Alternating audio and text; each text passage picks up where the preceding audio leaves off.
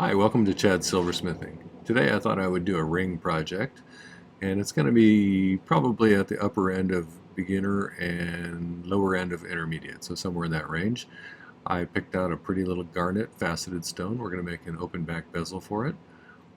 And then I'm going to make sort of a Gothic-y looking ring, so hopefully it'll turn out pretty cool. We'll find out, but let's give it a try.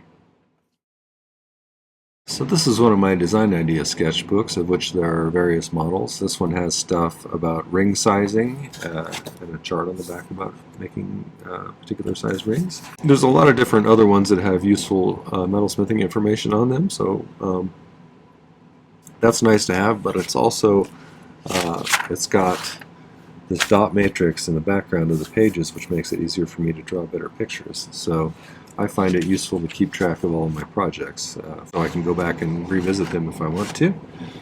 I've actually filled up like 5 of these now since I started the YouTube channel. We're not going to do anything too crazily hard today. Crazily hard? This is the little garnet that I have. It's a really pretty oval garnet. I don't remember where I got it. I think I got it at the last show, but it's got some good fire and some good color, so it's got almost a hint of purple to it, so I wouldn't quite call it a rhodolite garnet, but it's close. So it's 6 by 8 millimeters. We're going to make a bezel setting for it, and we're going to create a step in the bezel using some 18 gauge round wire, a couple of layers, and we'll shape the top of that top layer to create a little seat for the stone. The bezel itself is going to be 3/16 inch fine silver bezel strip in 26 gauge. That's 4.76 millimeters by 0.41 millimeters. And the band and these little points that come off of it are going to be made out of 14 gauge square wire, I believe. And I think that's all we'll need for it. So with this sort of wire-based ring where it's the stone is incorporated into the band itself rather than sitting on top of it, there's a zillion variations of this, and this is one that I've not done exactly, so I thought it would be fun to try this. But feel free to experiment with other configurations of these things. I made this one kind of spiky to make it look a little Gothic-y. But you could do real rounded designs instead. So lots of possibilities for customization here. So I think let's start by making the bezel. So let me grab some bezel strip and we'll start there. This is probably taller than I'll leave it. I usually use pretty tall bezel to start with and then cut it down as I need it. That way you rarely run into the stone that you can't use this for. My work area here is getting so messy it's becoming untenable. So I'm going to have to clean one of these days when I get a moment. Things have been kind of crazy busy lately.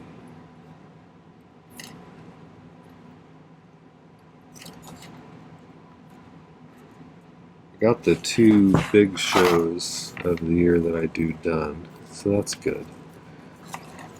So we want to get this as tight around here as we can. And then I think I'll use a little T-pin if I can find one to make a scratch just a little bit beyond where they meet. Hopefully you can see that right here. There's where the end is. Put a little bit extra just for some filing purposes.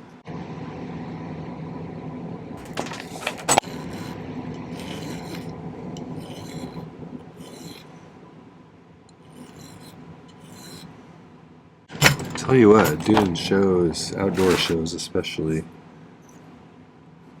the older I get, the harder it feels. It's a lot of work setting up and tearing down and making sure everything's ready for sale and priced and polished up. And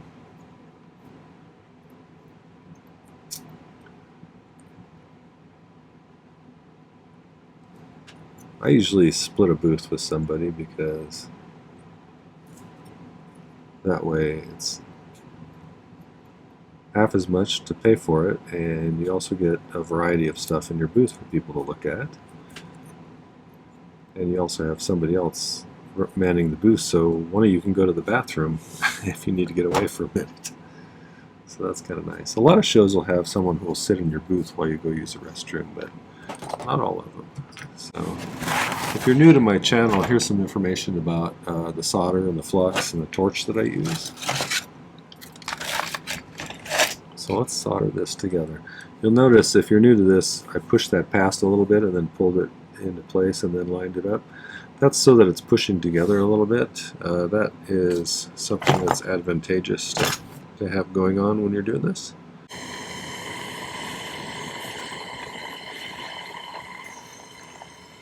Okay, let's put a little bit of solder on there.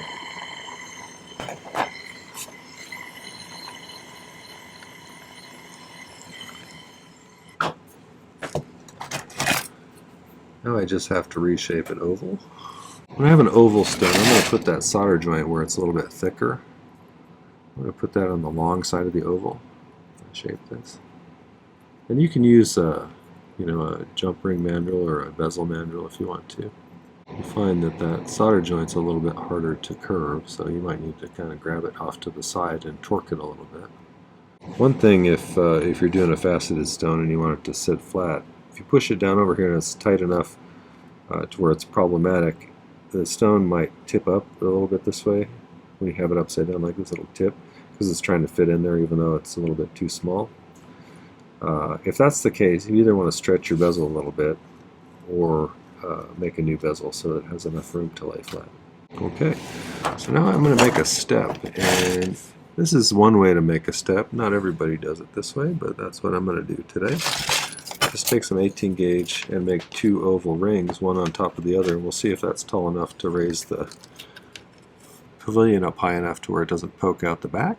If it's not, we can do a third ring.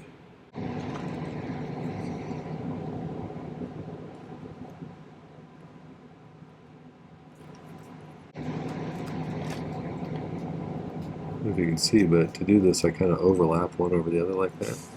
That way I can hold it above the piece this way and then adjust it up or down. And it's just a little bit too big right at the moment, so let's make it a tiny bit smaller.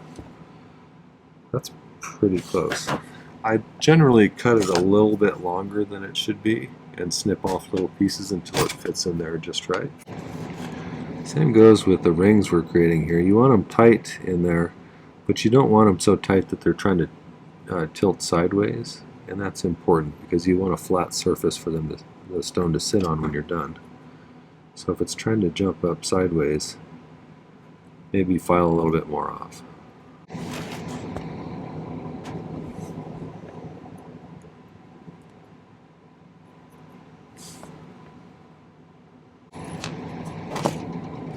Let's pop this stone in there and see how far down it sits.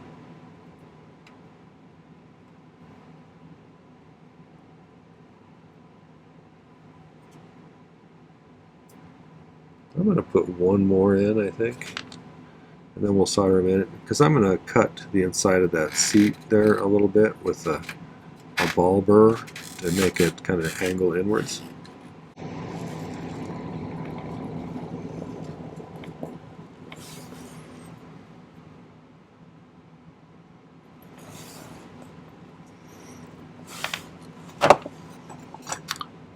I'm going to spend a little time making sure that it's sitting down relatively flat. The easiest way to solder these in is just to flux it and then set it on top of a couple of pieces of solder. That way when you get it hot enough, it'll just draw the solder right up.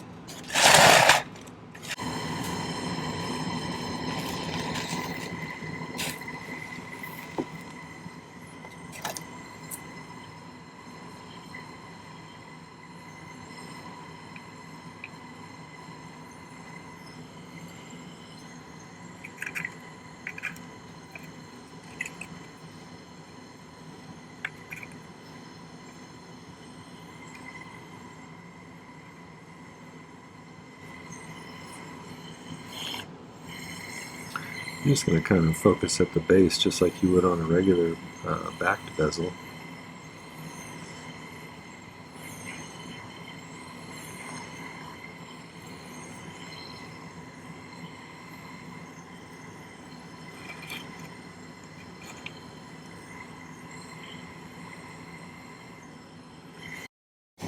I usually file the bottom flat.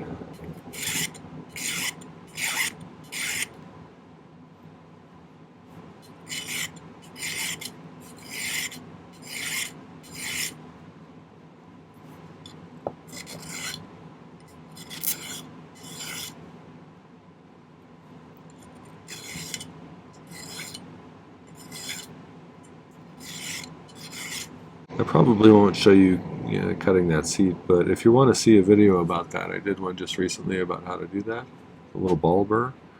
So I think what we'll work on next on this one is the band. To do that, we need to kind of figure out what size we're going to make. I'm just going to cut a strip of, this is like compressed cardboard. Kind of thing you find on the backs of legal pads, works pretty well for this. What we're going to do, let's decide on the size. So let's make it a size, how about a size 8-ish. So let's wrap this right around the 8 there. And I'm going to add about 1/8 of an inch extra. Now, the thing about one of these kinds where you're incorporating the bezel right into the length of the band is if I want to get it to that size, I'm going to have to deduct just about the width of that there. So let's do that. And that'll get us in the ballpark, I think. So from here to here, that's how long we need to cut those wires. Now, there's a complicating factor in this one, because if I cut them straight and then bend them outwards and make them do that, it's going to shorten them a little bit. So I'm thinking let's just cut it about the same length to compensate for that. I bet we'll lose that much length on both sides. So let's cut them that long, and then we'll go from there.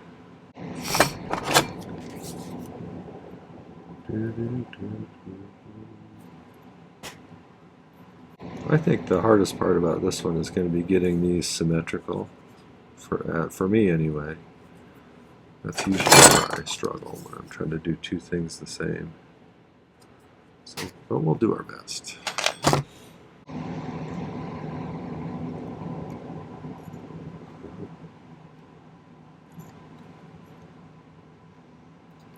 I was on the phone for like an hour today trying to get through to talk to a human being. Those phone systems have gotten so bad anymore. They just are designed to make you give up, so you don't try anymore to get in contact with whoever you're trying to contact.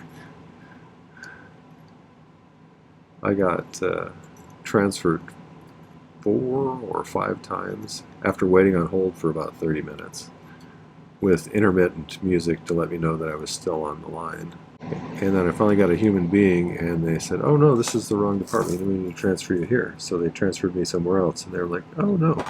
Each time I had to re-enter, information about the account.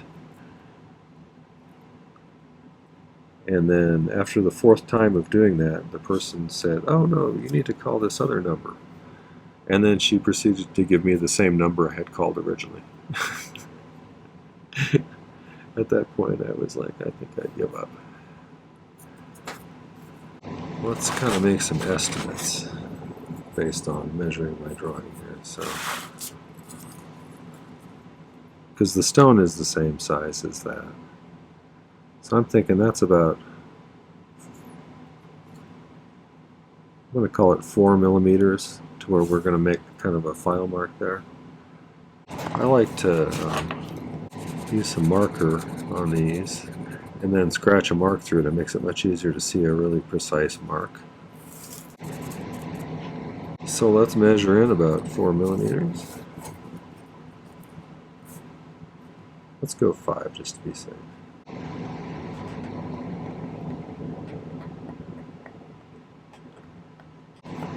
Now to get these exactly the same distance on the other side, let's just flip one of these over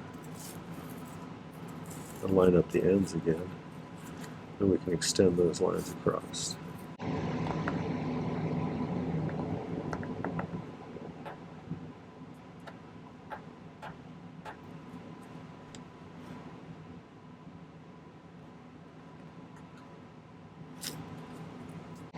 I think let's get it started with a saw to get them just a notch started in exactly the right spot. That's usually the easiest way to get it pretty accurate.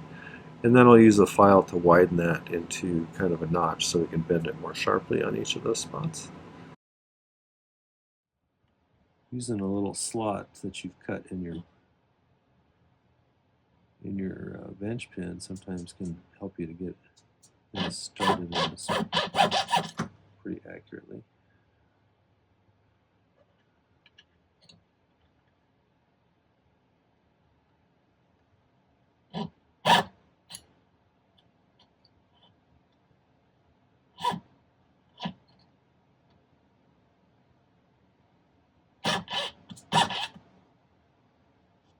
If you were inclined to do both of them at the same time, I would probably secure them together with some super glue or something so they don't move.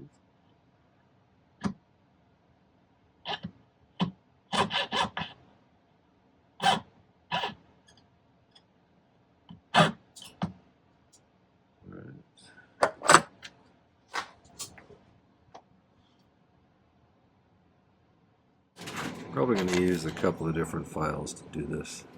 I might use, this is actually a triangular one, just to get the notch a little bit deeper. Okay, we've got those all kind of started. Now, let's see. Traditionally, I've used the 90-degree angle on this in order to deepen these.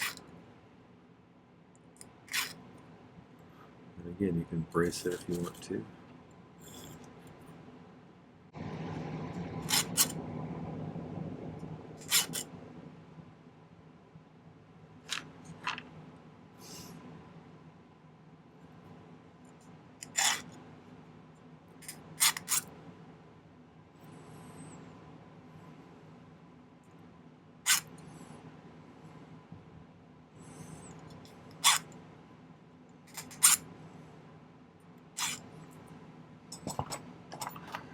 Fine-tune these, I usually, since that's about a 90-degree angle, and I want this to be slightly more, I'm just going to kind of use this little front needle file to try and kind of angle it outwards just a little bit more.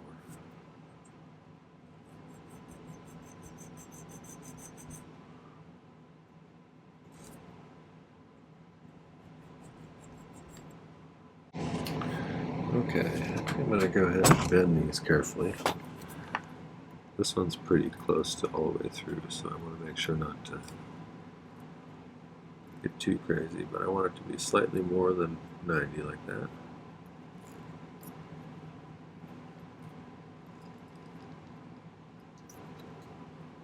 I was talking about this with my class the other night, about how I never used to be very precise with anything. I wasn't a big believer in measuring a lot of stuff. But I was also just kind of going out and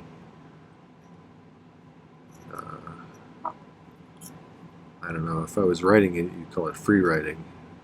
If you're making jewelry, if you're making jewelry, I don't know what you'd call it.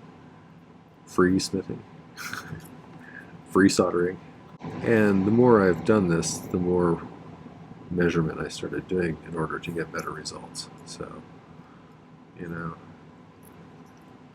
it's nice to just play around sometimes and not be too precise, but if you want a really clean looking piece of jewelry, doing just a little bit more measuring will help.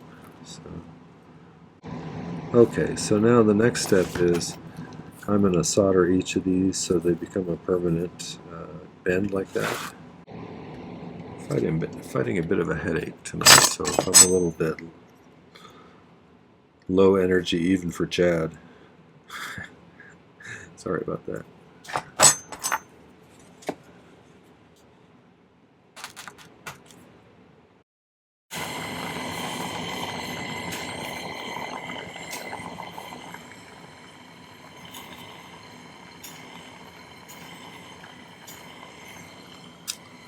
So you could just lay a little piece of solder on each of those points. I have a tendency to just pick solder them. Pick soldering is one of those skills that I learned along the way that really changed the way I did things and made it much easier to do stuff. So if you're interested in that, I'll put a link up there for a pretty good video. If I could give you one piece of advice about metalsmithing, learning how to pick solder would be probably the piece of advice I would give you.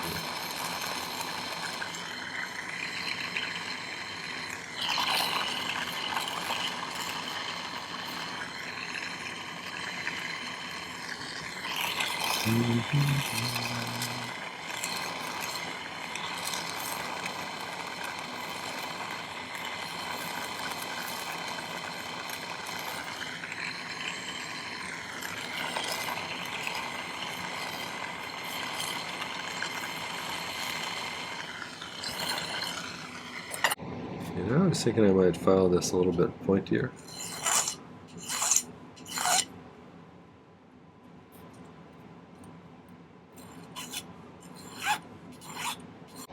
So I'll just make them a little bit more angular.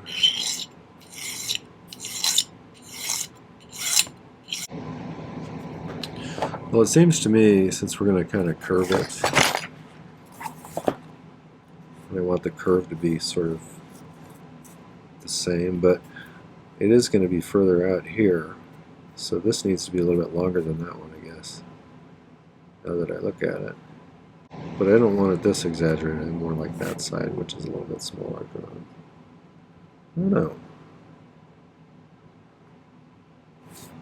Let's go about, what did we do, about 5 millimeters there. So let's go about 7 and see how that looks. 7 puts us right about there.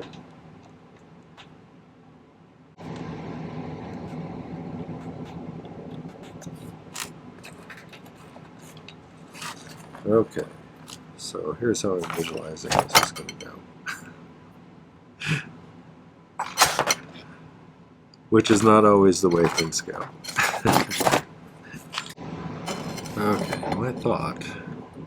So let's curve the little one first. If we can.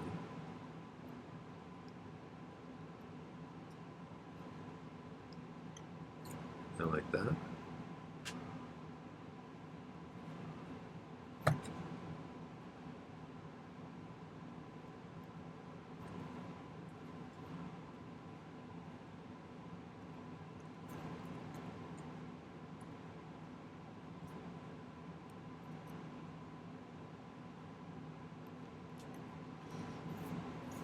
And then we'll do the other part.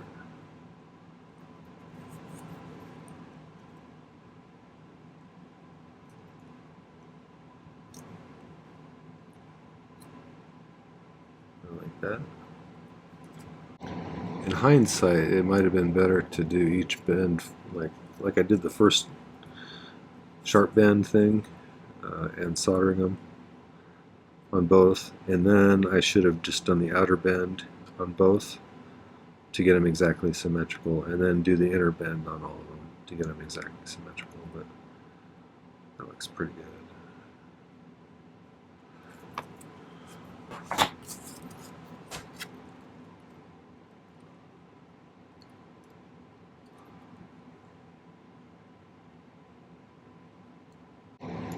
This is a little modified, but it's sort of the kind of simple-ish designs I did for a lot of years when I was doing this, without, you know, much getting very experimental. So that's pretty cool, but I think I got this.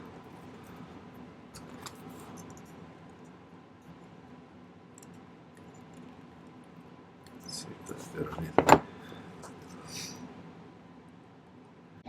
So you get tired of doing kind of the same old after a while, but for a beginner to an intermediate, this kind of a project is great. You work on your filing skills and your soldering skills and your trying to get things symmetrical skills. Not sure what you call that. That's not bad. I might go ahead and do that.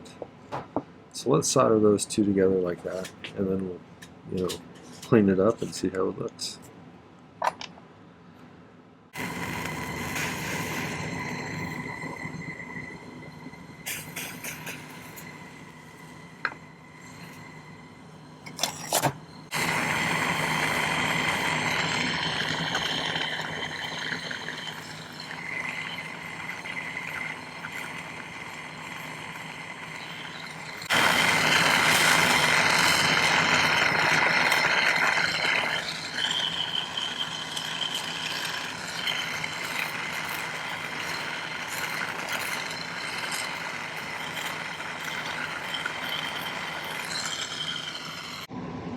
That's not perfect, but we're going to go with that. So I'm going to do a little cleanup filing just by everything kind of looking more symmetrical on all sides. Alright, I think it's time to shape this around the ring mandrel. Kind of look at it and see which side I think looks nicer and put that on the outside.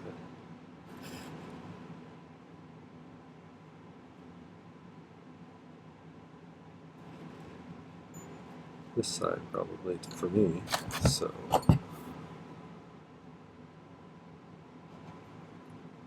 I usually bend it around the end of the mandrel here like this.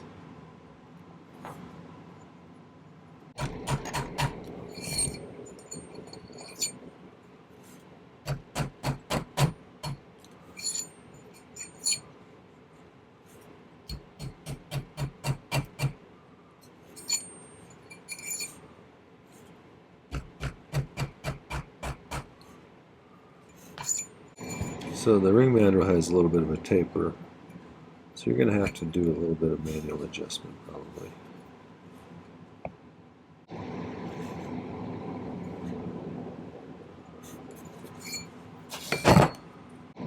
And where's my bezel here? So we're going to want that going in here.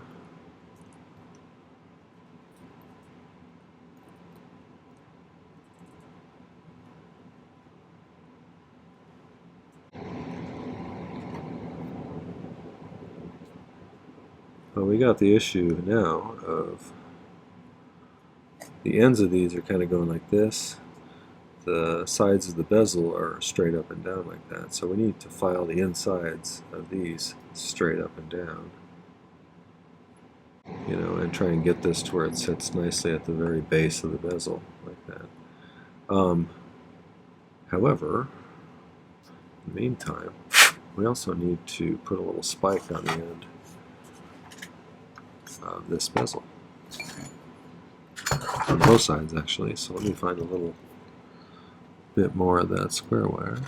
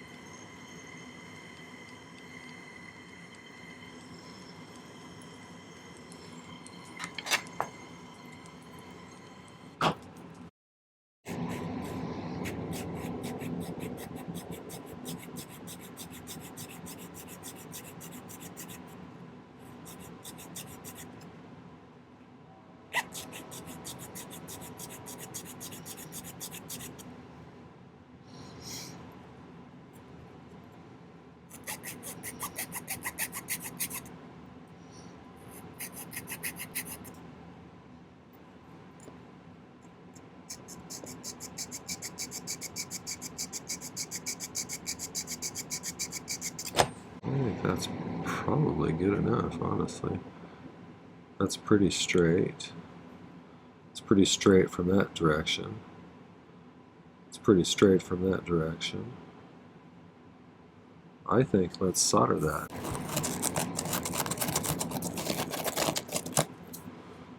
I'm messing this up too much. It might be easier just to solder it that way.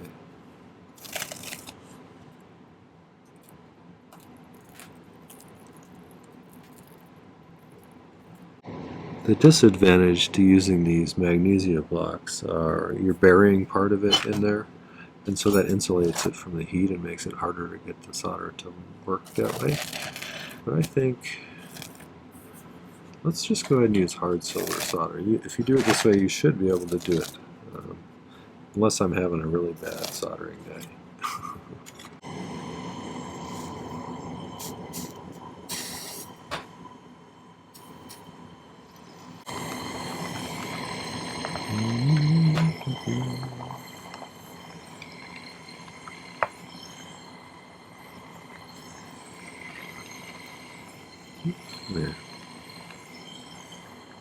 dropped the ball.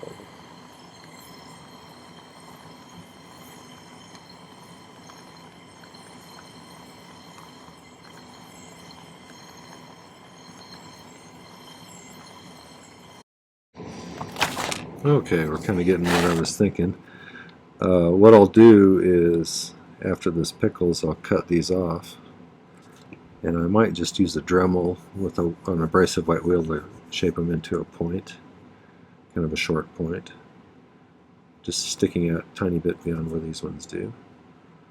And then we'll get it polished up and we'll set that stone. So I'll be back.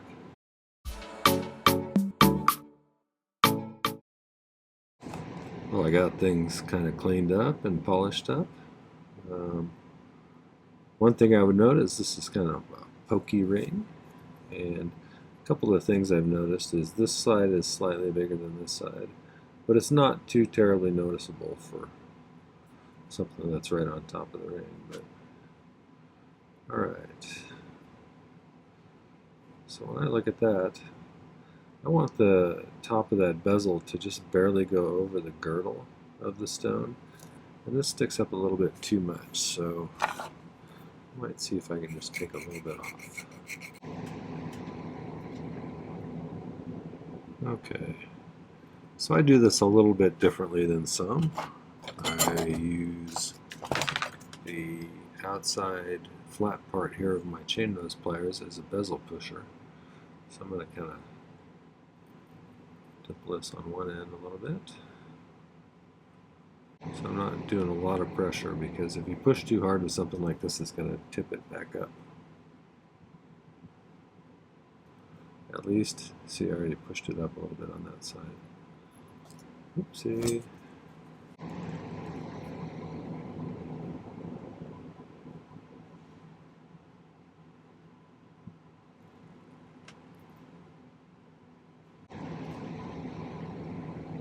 Once you have that kind of laid down against that, then I'm going to use this rounded outer part of the chain nose to kind of rub that top edge. If you don't have very strong hands, you might want to secure your ring in a ring vise, because you want to bear down pretty hard and push that top edge kind of right over the top of the girdle.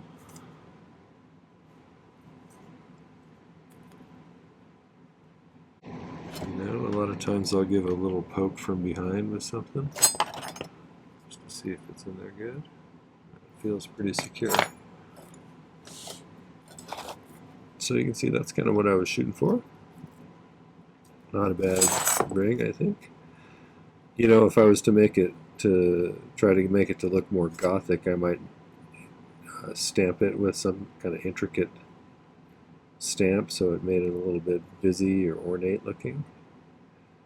Or you could add some little balls and stuff in little corners of things, just to make it a little more detailed. But overall, I think that's a pretty ring. I bet some of them really like that. So again, not everybody can wear a ring that's as pokey as this, but I think the pokiness is kind of directed sideways mostly. So tell me what you think. Tell me what you might like to do if you were going to do something like this. How you would have changed it if it was your ring. I always love to hear your opinions on things, so leave me a comment. Well, that was a Gothic-ish garnet ring. I hope you enjoyed that one. If you did, it would be a great deal of help to me if you'd hit the like button before you go. I would also love it if you'd go visit my main channel page on YouTube here. I have 660 plus videos now, so there's quite a bit of useful content over there. I think you might find some interesting things over there if you peruse some of my videos, and I'd love it if you'd subscribe to the channel as well. There is a constant stream of good content coming out. I do 3 videos per week generally, and there's one on Tuesday, one on Thursday, and one on Saturday most of the time. It doesn't cost anything to subscribe, and it makes it really easy to find my content, so consider doing that if you would. I wanted to thank some groups of people. My patrons over on Patreon are my core group of supporters. They are a nice group of people with a lot of talent, and not only have they provided me with some financial help, they've also created this really lovely environment over there where we can share ideas and show each other what we're working on, and help each other out with resources. It's a really nice environment and a nice community that they've built over there. So thanks for making it that way, you guys.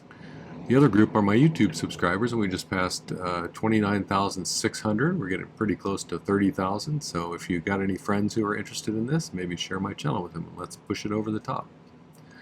I really love the comment section on YouTube. I have so many nice followers who are willing to share their knowledge as well, and it makes my comment section kind of a nice learning environment for all of us. I learn things from you guys learn things from each other, hopefully some things from me as well, and it's just become a really nice place. So thanks for making it that way. Thank you also for the financial contributions. The Buy Me a Coffees, the super thanks, the purchases from my shop, buying my ebooks. All of that stuff makes my channel sustainable, and I really couldn't do it without that kind of help, so thank you for that. The video description down below has some important links in it.